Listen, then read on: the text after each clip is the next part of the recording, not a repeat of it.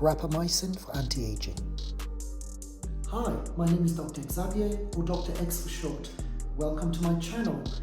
In this channel, we're going to talk about longevity medicine, anti-aging medicine, aesthetic medicine, hormone therapy, supplements, nutrition, anything to do with anti-aging and healthy aging. So welcome to my channel and enjoy today's video.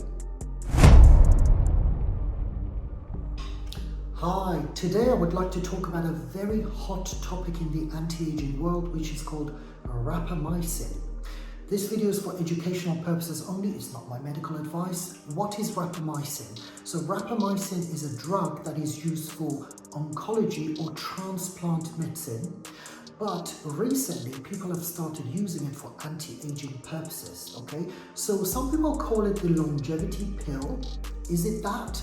Well, what is it? It's a capsule or a pill that you can take, generally taken once a week, and you generally would start at perhaps 1 milligram once a week, and then you would increase the dosage to a dose where you get the benefit but no side effects. So that dose will depend on your body and the response that you get from the medicine.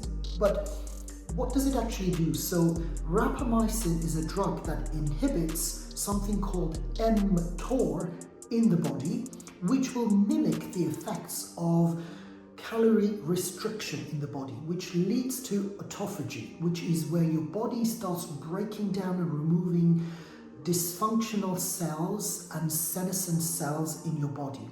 And that can lead to an improved general health and potentially anti-aging.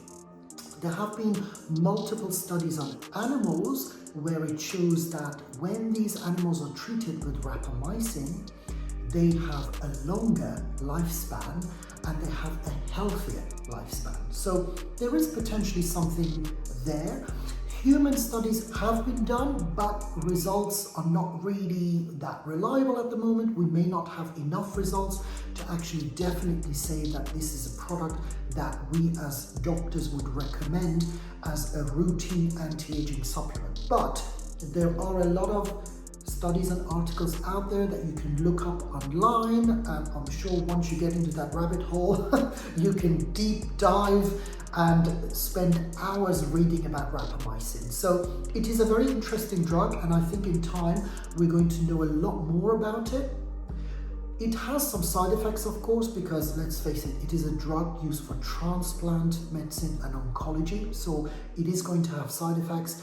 Generally, side effects are, when you take higher dosages. So from an anti-aging point of view, you are going to be using a very, very small dose once a week.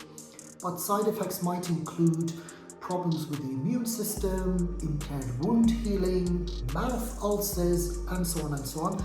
And of course, interactions with other drugs that you may be taking. So, bottom line, if you are looking into rapamycin, first of all, make sure that you do a good research before you approach anyone who is an expert in anti-aging, because a lot of experts in anti-aging themselves have not yet heard of rapamycin, okay? So it is quite new, and it's not something that is readily available to everyone. So your practitioner may actually not know much about it. So you need to make sure that you go prepared. You ask about this product, medication. It is, by the way, a prescription drug.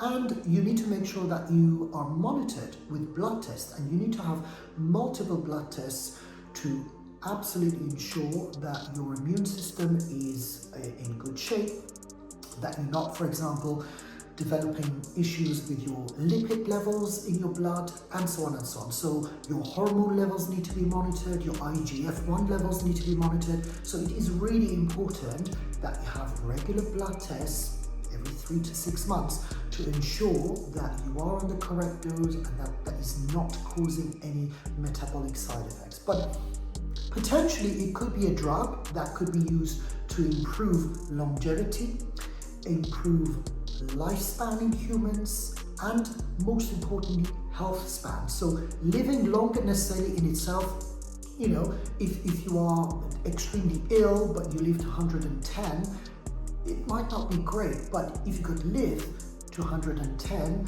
and be in perfect health and feel energetic and young, that is something that we could aim for in the future. So I'm sure that within the next few years, we're going to have a lot more studies coming out about the effects of rapamycin and how it may potentially be used for anti-aging medicine. But until then, we just go by the articles that we can find and the research that is being done.